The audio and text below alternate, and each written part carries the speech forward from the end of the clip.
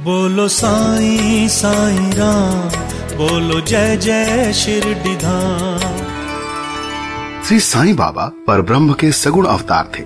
बाहरी रूप से देखने में वो सामान्य लोगों की तरह नजर आते थे, लेकिन परमात्म रूप से वो सबके हृदय में वास करते थे।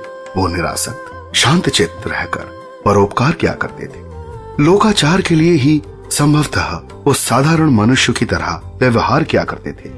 क्षणे रुष्टा क्षणे तुष्टा स्वभाव के श्री साईं बाबा कभी तो प्रेम की अपूर्व वृष्टि करते थे और कभी क्रोधावेश में पत्थर बरसाने लगते, गालियां देने लगते थे, लेकिन वो सदैव अपने आत्म स्वरूप में मग्न रहा करते थे। वो कभी भ्रमण नहीं करते थे और एक ही आसन पर विराजते थे।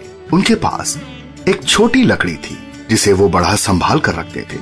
वो सदैव विचार शून्य रहा करते थे। निर्वाह करने मात्र के लिए ही उन्होंने भिक्षावृत्ति को अपना रखा था। उनके मुखार विंद से हर पल अल्लाह मालिक मुखरित होता रहता था। श्री साईं बाबा का स्वरूप दिव्य था। वो लोग दुर्भाग्यशाली थे जिन्होंने श्री साईं बाबा को सामान्य संत समझा। जो आज भी श्री साईं बाबा को सामान्य संत ही समझते हैं, वो भी दुर्भाग्यशाली हैं। वो शिरडी में पहली बार तब आए थे जब 16 वर्ष के तरुण थे। उस समय 3 वर्ष शिरडी रहकर वो अंतर्धान हो गए। दूसरी बार चांद पाटिल के साले के लड़के की शादी में बाराती बनकर शिरडी आए थे। तब वो 20 वर्ष के थे। तब से वो 60 वर्ष तक शिरडी में ही रहे। इस तरह अनुमान लगाया जाए तो 80 वर्ष की आयु में उन्होंने 1918 में महासमाधि ले ली। संसार में रहते हुए भी वो सांसारिक पदार्थों का उपभोग अरुचि से क्या करते थे। जहां वासनाएं, अहम व अन्य चेष्टाओं का लोप हो जाता है, वहां शुद्ध चैतन्य रूप उजागर हो जाता है। श्री साईं बाबा ऐसे ही शून्य चैतन्य स्वरूप थे। वो बाल ब्रह्मचारी, बंधनों से मुक्त पूर्ण ब्रह्म थे। मान अपमान का भी उन्हें बोध नहीं था।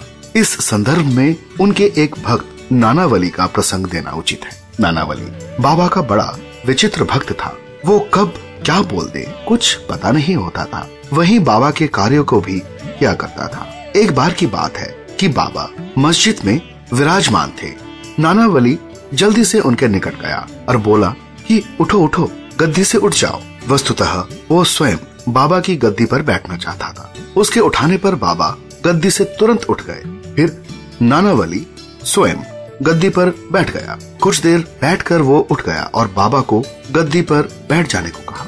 बाबा फिर गद्दी पर विराजमान हो गए। तब वो उनके श्री चरणों में गिर पड़ा। नानावली द्वारा उठा देने और फिर बैठा देने की बात का बाबा ने जरा भी बुरा नहीं माना। वो मुस्कुरा दे। इस प्रसंग से बाबा की विनम्रता का संकेत मिलता है।